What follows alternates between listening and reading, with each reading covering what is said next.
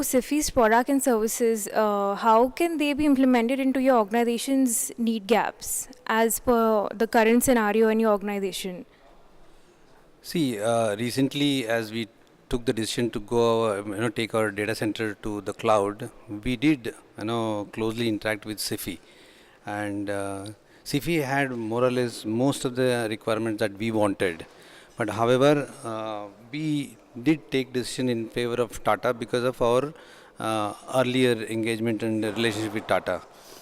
However, SIFI is one of the leading data center providers, and today we have both the primary as well as DR on Tata Cloud. But we would want to see that if SIFI can, take up our DR on cloud, whereas primary, if we are having in Tata, we would want a DR to be on the different cloud. So there, I think that SIFI can come out with a very very innovative way of managing our DR, and that will give us that will mitigate our risk, and then it will help us in our business continuity. And so, what value you think SIFI can add apart from the points you just mentioned?